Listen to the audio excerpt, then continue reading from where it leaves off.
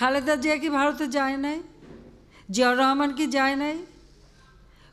জিয়াউর রহমান ক্ষমতা দখল করার 2 বছরের মধ্যেই তো ভারতে গেছিল।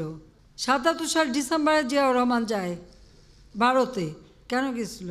আজকে তারা তিস্তার পানি পানি করে। সবথেকে গুরুত্বপূর্ণ ছিল গঙ্গার পানি। খালেদা জিয়া যখন ভারতে গেল, ফিরে আসলো, তখন কি বলেছিল? গঙ্গার পানির কথা। ওহো, ওটা বলতে তো ভুলেই গিয়েছিলাম। তো আমাদের বিএনপি নেতাদের কি সে কথা মনে আছে যে ওনার নেত্রী ভারত সফরে যে গঙ্গার পানির ন্যায্য হিস্সা চাইতে ভুলে গিয়েছিল? এই গঙ্গা পানির ন্যায্য হিস্সা আমরাই আদায় করছি। বিএনপি তখন বলছিল 2 বছরের কমে চুক্তি করলে তারা মানবে না, আর আমি 30 বছরের চুক্তি করেছি।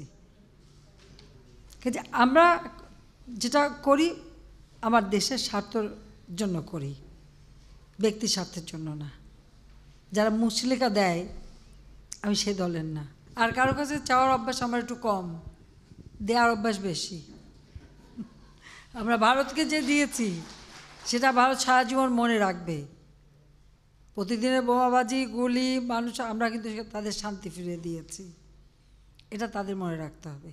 তবে হ্যাঁ, আমাদের মহান মুক্তিযুদ্ধে তারা যে আমাদের সমর্থন দিয়েছে, আমার 1 কোটি শরণার্থীকে তারা সাহায্য করেছে, আমার লক্ষ লক্ষ মুক্তিযোদ্ধাদের ট্রেনিং দিয়েছে, একসাথে কাঁধে কাঁধ মিলিয়ে যুদ্ধে ময়দানে একসাথে রক্ত দিয়েছে, আমরা কৃতজ্ঞতার সাথে সেটা স্বীকার করি।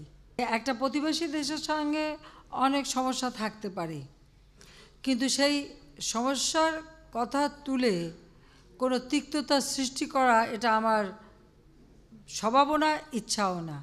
আপনি তিস্তা ব্যারেজ করলেন কেন? আমাকে এখন একটা জবাব দেন যে তিস্তা ব্যারেজ আপনি করলেন কিসের জন্য, যদি আপনার পানি ভিক্ষা চাইতে হবে? আপনি কি আগে জানতেন না যেখানে এই ব্যারেজ করলে পরে আমার পানির সমস্যা হবে? আমরা ডাউন স্ট্রিমে আছি, সেটাকে একবার কেউ চিন্তা করেছেন? তারপরেও আমরা কথা বলেছি, তারা কথা দিয়েছে। ঠিক আছে, কথা যখন দিয়েছে আপনারা অপেক্ষা করেন।